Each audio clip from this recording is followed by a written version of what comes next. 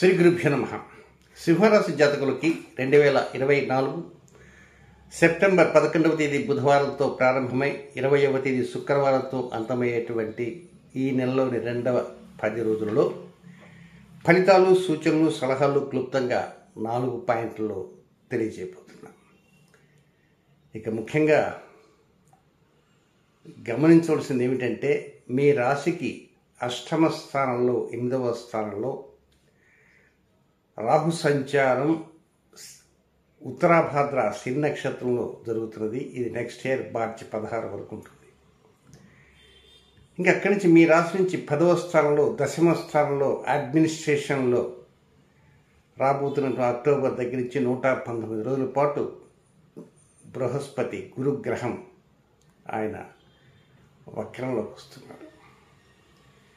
ఇక శని ఆయన వక్ర గమనంలో ఉంటాడు నవంబర్ 15 దాకా. దీనికి తోడు మీకు ధన కుటుంబ స్థానంలో శుక్రకేతుల కలయిక జరిగి కుజుని చేత చూడబడుతుంది. ఇవన్నీ కొన్ని మైనస్ పాయింట్స్ ఉన్నాయి. దీనికి తోడు ఈ నెల 18వ తేదీన ఒక పాక్షిక చంద్రగ్రహణం సంభవిస్తుంది. భారతదేశంలో కనపడదు, అది ఇతర దేశాల్లో కనపడుతుంది. ఇక నెక్స్ట్ రాబోతున్నటువంటి అక్టోబర్ 2వ తేదీ మహాలయ అమావాస్య రోజున ధన కుటుంబ స్థానంలోనే ఒక సంపూర్ణ సూర్యగ్రహణం కంకణాకారంలో సంభవించబోతుంది. ఇది కూడా భారతదేశంలో కనపడదు. గ్రహణాలు ఇలా వస్తున్నాయేమని మీరేం కంగారు పడాల్సిన అవసరం లేదు. చెప్పేటువంటి రాశి ఫలితాల్లో అక్కడక్కడ చిన్న చిన్న పరిహారాలు ఉటంకిస్తుంటాను. వాటిని బేస్ చేసుకొని ధైర్యంగా ముందుకు వెళ్ళడానికి ప్రయత్నాలు ఆరంభించండి. ఇక మొదటి పాయింట్కి వస్తే, 11వ తేదీ ఉదయం దగ్గర నుంచి 11వ తేదీ రాత్రి 9:22 వరకు సంతాన విషయాల మీద మీరు కొంత శ్రద్ధ చూపించలేనటువంటి పరిస్థితి ఏర్పడుతుంది. కనుక ఏదో ప్రకారంగా వారికి అధికంగా కొంత జాగ్రత్తలు తీసుకోవాల్సిన అవసరం ఉందని కూడా మీరు గమనించాలి. తొందరపడి ఒక్కోసారి వారి మీద కోపతాపాలతో ఉండడానికి మాత్రం ప్రయత్నం చేయకూడదు. ఎంచేతంటే ఆ విధంగా కోపతాపాలతో ఉంటే కొన్ని వ్యతిరేకమైనటువంటి నిర్ణయాలు వారు తీసుకునేటువంటి అవకాశాలంటూ ఉంటాయని కూడా గమనించాలి. ఇక నెక్స్ట్ రెండవ పాయింట్కి వస్తే, అంటే కేవలం ఒకే రోజు 11వ తేదీ మాత్రమే సంతానం యొక్క ఆరోగ్య విషయాల్లో కావచ్చు, వారి యొక్క ఉద్యోగ విషయాలు కావచ్చు, వారి యొక్క వివాహాంశాలకు కావచ్చు, లేక వారి యొక్క ఉద్యోగము వ్యవహారాలు ఉంటాయి కదా, ఇలాంటివి ఎన్నో అంశాలు ఉంటాయి. కొంచెం వయసు పెద్దగా ఉన్నటువంటి వారి నిర్ణయాలు వారు చెప్పకుండా దాచిపెట్టే అవకాశాలు ఉంటాయి. కనుక కొన్ని నిర్ణయాలని మీరు అడిగితే చెప్పరు. అడిగితే ఒక బాధ, అడగకపోతే ఒక బాధ. కనుక మీరు మీ శాయశక్తుల మీ ఆలోచనల్ని కొంచెం అటువైపు దృష్టి సారించి పరిస్థితి ఏమిటి, ఎలా ఉంది, నెక్స్ట్ ఫ్యూచర్ ఏమిటి, ఏమైనా ఎనీ ప్రాబ్లమ్స్ ఏమైనా ఫేస్ చేస్తున్నారా అనేటువంటి విషయాన్ని రాబట్టడానికి ప్రయత్నం చేయాలి. ఇక చిన్నపిల్లలు అనుకోండి, సరే ఒక్కోసారి వారు మారాం చేస్తుంటారు, అది కొని పెట్టాలి, ఇది కొని పెట్టాలి అనేది. కానీ కొంచెం జాగ్రత్తగా శ్రద్ధ వహించాల్సిన అవసరం ఉందని కూడా గమనించండి. ఇక నెక్స్ట్ రెండవ పాయింట్కి వెళ్తే, 11వ తేదీ రాత్రి 9:28 ప్రారంభమై 16వ తేదీ ఉదయం 5:44 వరకు ఉన్న సమయం అంతా కూడా ఇది అనుకూలప్రదంగా ఉంటుంది. ఊహించిన దానికంటే ఇంకొద్దిగా ఎక్కువగానే అధికంగా ఉంటుంది. కించిత్ అధిక లబ్ధి వచ్చే అవకాశం ఉంది. మీ లైఫ్ అడ్మినిస్ట్రేషన్ చలాకీగా కొనసాగుతుంటుంది. చేయగలరో లేదో అనేటువంటి ఆలోచనలు కూడా ఒక్కోసారి పక్కన పెట్టేసి చలాకీగా పనులు సాగిస్తారు. అమితమైన ఉత్సాహం ఉరకలు వేస్తుంటుంది. మీరు ఉద్యోగం కావచ్చు, వ్యాపారం కావచ్చు, వ్యవహారాలు కావచ్చు, ప్రాజెక్టులు కావచ్చు, వృత్తి కావచ్చు, మీరు చేసే ప్రతి క్రియాకలాపాలలో గతం కంటే కూడా మెరుగైనటువంటి రీతిలో మీ శ్రమ ఉంటుంది అని మాత్రం చెప్పక తప్పదు. దీనివల్ల లాభస్థానం మెరుగుపడుతుంది. ఒక్కోసారి ఈ భాద్రపద మాసంలో అసలు పరిస్థితి ఎలా ఉంటుందో ఏమిటో, ఒకవైపు వరదలు వచ్చాయి, రాకపోకలు స్తంభించిపోతున్నాయి, సమస్యలు లేకుండా ఎవరు ఉండరు, సమస్యలు ఉంటాయి. ఆర్థిక సమస్యలు, గృహ సమస్యలు, కొన్ని చోట్ల ఇల్లు కొట్టుకుపోయినారు పాపం. కనుక వీటన్నింటినీ తలుచుకుంటే మన కన్నీళ్ళు లాగవు. మనకు అలాగే ఈ సమస్యలనే ఉంటుంటాయి కనుక ఆ సమస్యలు కొంచెం గట్టెక్కించడానికి ప్రత్యామ్నాయ మార్గాలు మీరు ఆలోచన చేస్తుంటారు. ఆ ప్రత్యామ్నాయ మార్గాలు కొంచెం ఫలవంతంగా నడుస్తుంటాయి. దంపతుల మధ్య అనుకూల ఫలితాలు ఉంటాయి. వివాహం కానటువంటి వారికి కూడా కొంత యోగ్యతగా ఉండేటువంటి వార్తలు వినపడుతుంటాయి. భాగస్వామ్య వ్యాపారం చక్కగా సానుకూలంగా జరుగుతుంటుంది. కనుక ఎక్కడా కూడా లోపాలంటూ ఏమీ కనపడవు.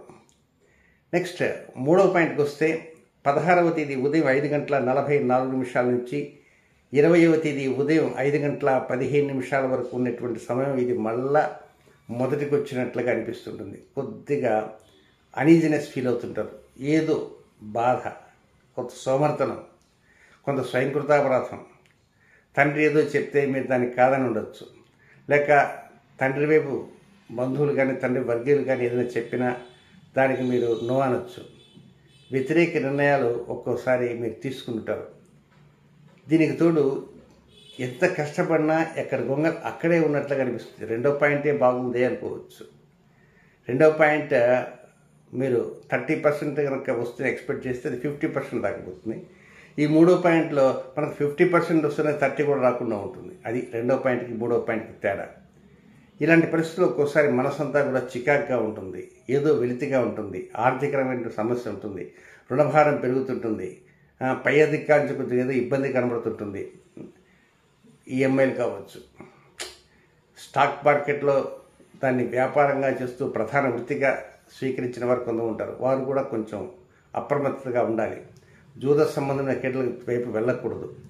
ఒక్కోసారి తొందరపడి హామీలు ఇవ్వకూడదు. గతంలో ఎప్పుడన్నా హామీలు ఇచ్చి ఉంటే ఆ హామీల పర్వం ఇప్పుడు ప్రారంభమవుతుంది. వాడు కట్టలేదండి, ఇంక మీరు కట్టండి అని చెప్పి మనకు నోటీసులు వస్తుంటాయి. కనుక ఇదంతా చికాక్గా ఉంటుంది. 16వ తేదీ, 17వ తేదీ, 18వ తేదీ, 19, 16, 17, 18 4 days. ఈ 4 days మనసంతా ప్రశాంతం ఉండదు. అంతా కూడా ఏదో కర్మ చుట్టుకున్నట్టుంది. నేను ఏం పాపం చేశాను ఏమిటని మీకు మీరే ఒక్కోసారి తిట్టుకుని ఉంటారు. 4 రోజులు అలా ఉంటుంది, మళ్ళీ 4 రోజులు బాగుంటుంది, అనుకుంటుంటాయి. చీకటి వెలుగులు లాంటిది జీవితం. ఆ విధంగా 3వ పాయింట్ గడిచిపోతుంది. ఇక 4వ పాయింట్కి వచ్చేటికి 20వ తేదీ ఉదయం 5:15 ప్రారంభమై 20వ తేదీ అర్ధరాత్రి వరకు ఉండేటువంటి సమయం చూస్తే ఇది కొంచెం రెపరెపలాడుతుంటుంది.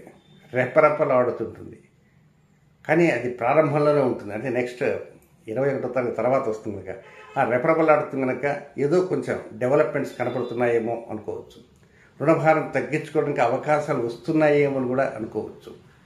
తొందరపడి కొన్ని నిర్ణయాలు అనేటువంటివి ఎవరికి చెప్పకుండా కొన్ని దాచిపెట్టడానికే ప్రయత్నం చేయండి. ఎందుచేతనంటే ఆల్లేదు చూడలేదు కొడుకు పేరు సోమలింగమ్మ అన్న చందంగా అసలు ఇంతవరకు ఏం కాలేదు, వెంటనే ఫోన్ చేసి అన్నయ్యకి, వదినకి, మేనమామలకి, మేనత్తలకి, బాబాయిలకి, పిన్నమ్మలకి ఏదో మెహర్బానీగా చెప్పేవారు కొత్త ఉంటారు. ఈ మెహర్బానీకి ఇక్కడ పెడితే జాంతనే పప్పులు ఉడకవు. వీలైనంతవరకు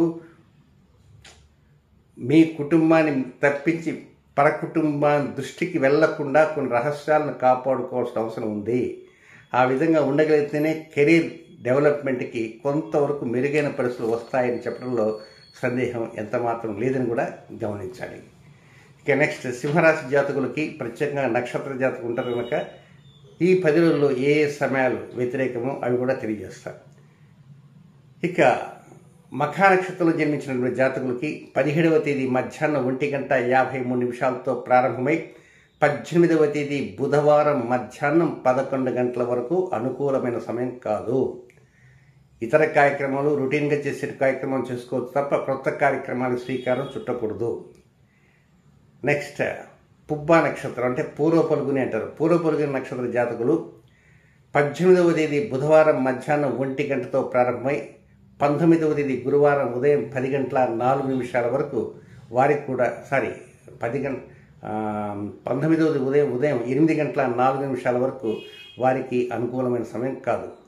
18 మధ్యాహ్నం 1 గంట నుంచి 19 ఉదయం 8:04 అంటే మార్నింగ్ 8:04 AM అంతవరకు వారికి అనుకూలమైన సమయం కాదు. రొటీన్ కార్యక్రమం చేసుకోవచ్చు. నెక్స్ట్, ఉత్తరా నక్షత్రం 1వ పాదంలో జన్మించినటువంటి జాతకులకి 10వ తేదీ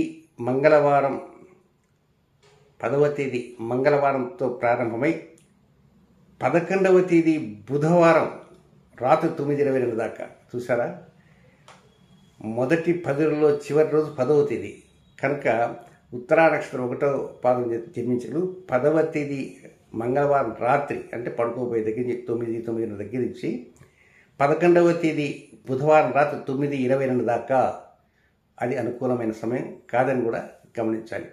ఏది ఏమైనప్పటికీ కూడా ముఖ్యంగా గమనించవలసింది ఏమిటంటే, ఈ 18వ తేదీ మహాలయ పక్షాల ప్రారంభం రోజే ఏర్పడే పాక్షిక చంద్రగ్రహణం గురించి వర్రీ కావద్దు. అక్టోబర్ 2వ తేదీ ఆ రోజున మహాలయ అమావాస్య, ఆ రోజున ఏర్పడేటువంటి కంకణాకార సంపూర్ణ సూర్యగ్రహణం గురించి కంగారొద్దు. ఈ 2 గ్రహణాలు భారతదేశంలో కనపడవు, ఇతర దేశాల్లో కనపడతాయి.